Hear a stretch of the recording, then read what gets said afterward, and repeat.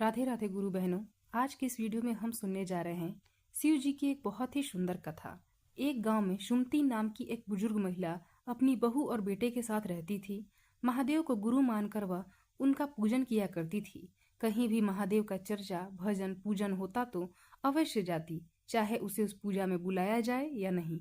यह बात सुमति की बहू को बिल्कुल पसंद नहीं थी कि उसकी सासू माँ बिना बुलाए कहीं भी किसी के घर आंगन में चली जाए। सुमति की बहू सुशीला रोज अपने पति रामू से शिकायत करती थी और कहती थी, आपकी माँ दिन भर यहाँ वहाँ घूमती रहती हैं, जहाँ नहीं बुलाया जाता है वहाँ भी बिना बुलाए चली जाती हैं।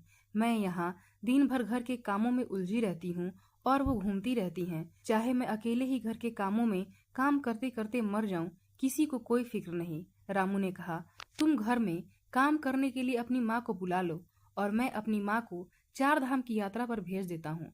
रोज रोज के कलह से कुछ दिनों के लिए तो शांति मिलेगी। ऐसा विचार कर वो दोनों सो जाते हैं। कुछ दिन बाद रामू अपनी माँ को लेकर 4 धाम की यात्रा पर निकल जाता है। माँ को तीर्थ स्थल पर पहुंचाकर रामू घर लौट आता है। कुछ समय बाद घर का वातावरण पूरी तरह से बदल जाता है। जहाँ धूप अगरबत्ती की खुशबू से भक्तिमय वातावरण था, वहीं सेंट आ गया।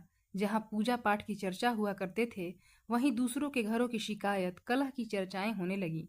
औरों के घरों से मुकाबले होने लगे। खर्च बढ़ गए, साथ में अहम भी। घर के साज सजावट में ही धन खर्च होने लगे।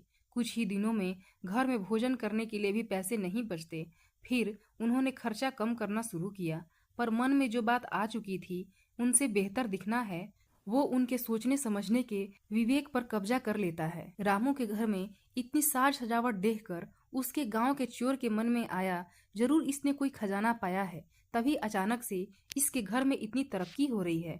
नहीं तो इतने दिनों से तो सामान्य इंसान की तरह ही ये जी रहे थे, ये अचानक से इतना कैसे बदल गए। रात्रि को चोर उनके घर आकर हर वस्तु को चुरा ले गया और उस गांव को छोड़कर कहीं और चला गया। 1 वर्ष बाद सुमति अपने पुत्र का इंतजार करने लगी कि अब पुत्र आकर घर वापस ले जाएगा। बहुत दिन बाद भी जब पुत्र नहीं आया तो वो अकेले ही घर के लिए निकल पड़ी। रास्ते में थक कर सुमति एक वृक्ष के नीचे विश्राम करने के लिए बैठ गई। चोर भी उसी वृक्ष के नीचे विश्राम करने के लिए आ गया। सुमति ने देखा उनके घर की वस्तु इस चोर के पास है। वह समझ गई कि यह चोर मेरे घर में चोरी करके आ रहा है। सुमति ने चोर से कहा, मैं रोज शिव चर्चा करने या सुनने के बाद ही भोजन ग्रहण करती हूँ, क्या आप चर्चा सुनेंगे या करेंगे? चोर ने सोचा, मैंने आज तक कोई भी पुण्य काम नहीं किया है, फिर आज मौका है तो मेरा क्या जाता है, मैं तो यही हूँ।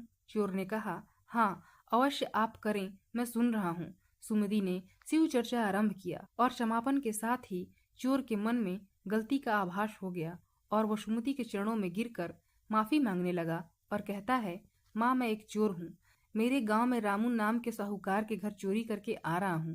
आपके द्वारा सुनाई गई चर्चा को सुनकर मेरे मन में यह आया, मैं गलत हूँ। मैं धन वापस करके महादेव के चरणों में खुद को समर्पित करना चाहता हूँ। सुमति ने कहा, तुम मेरे घर चलो, मुझे घर छोड़कर तुम साहूकार के घर चले जाना। सुमति और चोर जब साहूकार के घर पहुँचते हैं, तब बहू बेटे का रो रो कर बुरा हाल हो जाता है। माँ को देखकर बहू और बेटा दौड़कर माँ के चरणों में गिरकर माफी मांगने लगे और उन्होंने देखा चोरी के सामान के साथ एक इंसान खड़ा है। उन्होंने सोचा, जरूर माँ के साथ ही महादेव के दूत चोर से मेरा सामान बचाकर लाए हैं। दोनों ने अपनी गलती को मानते हुए इस बात को स्वीकार किया कि माँ के कारण ही महादेव की कृपा से सारा चोरी हुआ सामान वापस आ गया। फिर उन्होंने निश्चय किया कि वो हर सोमवार को महादेव का चर्चा करेंगे और माँ को कहीं भी आने जाने से नहीं रोकेंगे। प्रेम से बोलिए शंकर भगवान की जय।